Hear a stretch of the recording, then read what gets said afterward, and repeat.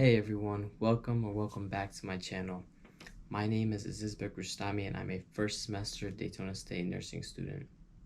I know I didn't upload last week. It was only because I had a test coming up, a very difficult test, which I take tomorrow. And I just wanted to focus my time all on that because of course school comes first before literally anything for me.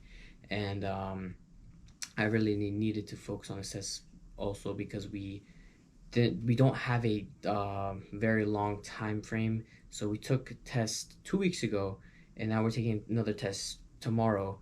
2 weeks. We only get like 2 weeks to study for this test, review and study and everything.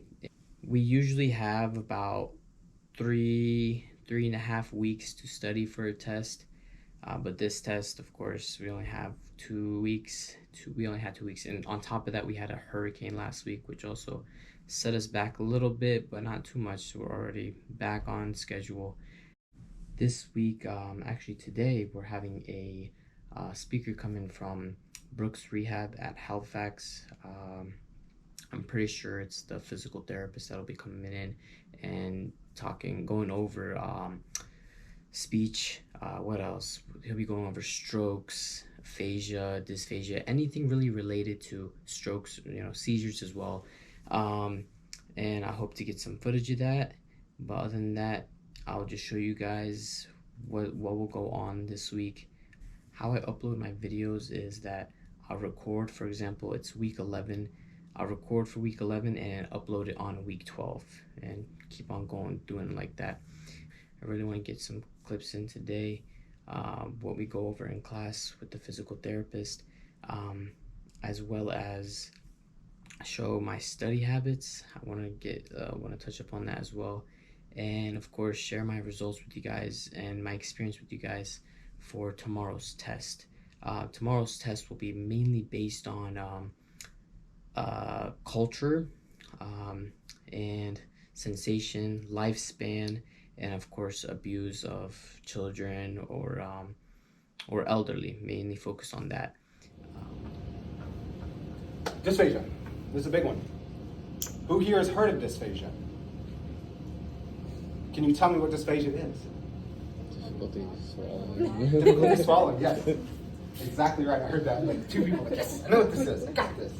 So dysphagia is, in fact, a difficulty swallowing. It could be some sort of physical. It could be a nerve deficit. You can have dysphagia in brain injuries and strokes and spinal cord injuries if it's high enough. You can have, oh my gosh, dysphagia can pop up out of everywhere. But it's difficulty with swallowing.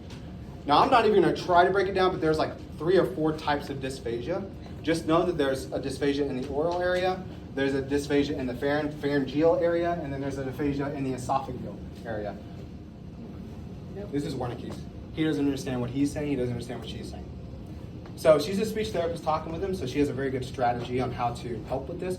But I will say, bar none, this is the hardest population to talk with by a long shot, because they don't understand themselves and they don't understand you. So you have to use the right brain, because remember, typically the left brain is where the communication centers are stored. So we have to tap into the right brain. And what does the right brain do? It doesn't do verbal, it does So we have to use context clues, and we have to use nonverbals, and we have to use paraverbals to talk with them. So paraverbals are I like to say it's how we put makeup on our words, right? So you kind of have this train car, and the way he described this, I thought was brilliant, is that you understood what he was saying, right? You understood what he was, even though he had a lot in there, right? So essentially he had the big words. I don't know what to think here, but big words, right? So you have those big words. He got the big words out, the most content of the sentence out. What he was missing was the links of and the, right? More of a succinct, fluent connection, right? Sort of like when you first start beginning a language or learning a new language. You kind of like, I don't know, donde español. Like that's kind of where you know you got the big words, but it's the little bitty fluent words that make you sound more articulated. This is why it's called non-fluent. Hey guys, so I wanted to show you guys a little bit of how I organize and take my notes. So I go by the test. So as you see, test 1, these are all the chapters for test 1 that will be on the test. and test 2, test 3, and now we're on test 4. So we have 6 chapters that we needed, and this is really how I organize it. So the main topic, like factors, and then I put down the factors and add in extra information, like such as for mobility, repositioning the patients will prevent pressure injuries, and so on and so forth. The good thing about my professor, many other professors probably too, is I don't really have to go too deep into the book they provide us. It's like a thick book, like this, thicker than this probably, and I don't read that unless I have to. Like for example, right here, I spelled table wrong. Let's fix that. Table 32.1. The professor will state to go into the book and review it, or anything else, any table or charts to look over and really study or add on to your notes, so that I don't have to worry about reading the whole book or the whole chapter, because some of those chapters, especially chapter 19 right here, physical assessment, it's an animal. There's a lot to it. Under the topics, like such as wound healing process, I like to bold like the main topics, such as regenerative, primary, secondary, and then tertiary. And then they have quite a few information underneath. And yeah, so this is how I take notes. Like I stated, everyone's different when it comes to taking notes. This is just how I find it very helpful.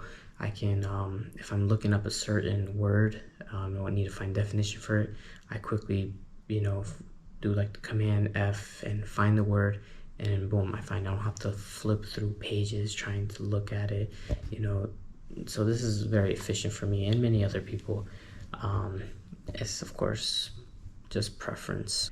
This is probably the one test I'm very nervous for, because besides the teacher stating how this test is very difficult, she also said that about test 3, but this test is probably going to be even more difficult than test 3, due to the fact that we have to kind of like memorize, for example, with the lifespan, Erickson's theories and the stages. We have to memorize the stages and what age limit is for those stages. Flashcards are also another efficient way to study. I like to make words. Let's see, I have a couple flashcards I made here, and I just sit here and try to memorize them, such as peripheral vascular disease and many other things that is needed. But again, it's preference. I like to take notes online. The only writing I really do is the flashcards. Good morning, guys. Today is test day, and like always, the nerves are firing up. I'm not too sure how ready I am. Actually, I feel that way with every test, but I just know that if I go in with confidence, come out with confidence, I always do well. So I'm gonna take the same approach when I get to the school. I'm gonna just take some time for myself, pray a little bit, and hopefully I do well. And I'll let you guys know how I do after the test. We also have a speaker coming in today. I'm not too sure what they'll be presenting about.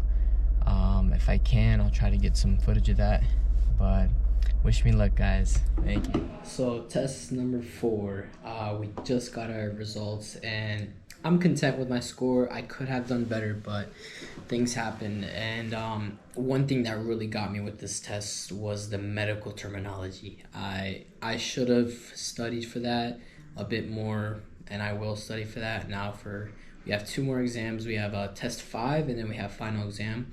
So I really want to focus on the medical terminologies for that. I really took those for granted, and I'm really telling you guys this now so that you don't take it for granted, because we didn't, in the past tests, so test number 1 through 4, we didn't have as much medical terminology in those questions as much as we did with test number 4, and it really got me. And I know exactly which ones that I got wrong on those tests, and it had those medical terminologies that I did not study enough of.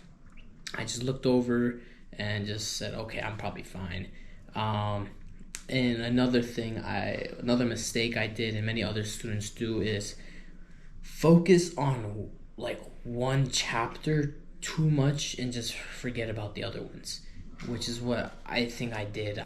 So our professor, like about a couple days to a week before the test, she'll break down the test and write down percentages what they're gonna be, and 25% chapter this, 20 something percent chapter this, and I usually don't, but with this test, because of how much things were going to be on this in such a short amount of time, I just focused on those main ones, that the higher percentage ones, and that's what set me back, because those lower percentage questions were the questions with the medical terminology, and it got me. With that being said, now I got to make a little shift with my study habits. I got to make sure I'm efficiently studying in each chapter and not just focusing on one chapter that I think is going to be the most difficult, because I got the chapters I was most focusing on easily, but then now with the ones that I didn't really study because I thought I would have gotten it, I didn't do well on that. Now all that's left is to just get these 2 final tests through, and I'm done with the first semester. I'm gonna just do a little bit more studying, really focus on those medical terminologies, and probably start reviewing what's gonna be on test number 5, and hopefully I'll be good. So my tip for you guys is don't overstudy on a specific topic and leave the rest behind. Make sure you're efficiently studying equally for all topics, and take practice questions. That's what I made another mistake, is not doing enough practice questions for this test, because I was too focused on just wanting to do this chapter and focus on these stuff that I completely forgot. I'm just gonna study a little bit now, and probably head to the gym and eat and just rest my body, because man, it's more my brain, because it's just been overworking and fried up this past 2 weeks. Even though I didn't upload a video, because I knew how much tension would be on me, because how short amount of time we had to study for this test. But time to bounce back and grind through it all. I'll see you guys. Hey guys, so I forgot to mention that the speaker, what she's talked about, she was actually from a company called Our Legacy, where they deal with organ donations. More specifically, let me see, organ procurement organizations. And they pretty much deal with organizing organ donations, as it states in their title.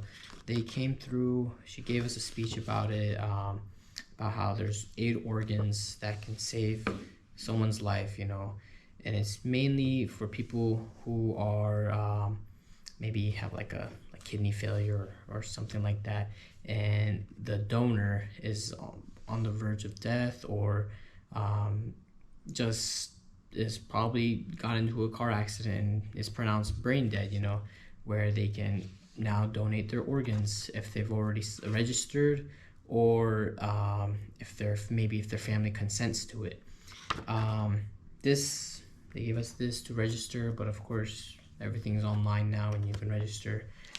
They gave us like some stories of their organs, organ donors and the receivers, how they build a good relationship after this happens. And I definitely signed up right after I heard the speech, because I really thought about it. I was like, if something happens, God forbid, but if something happens, then I definitely would want my organs to go to use to save possibly 7 or actually 8 lives.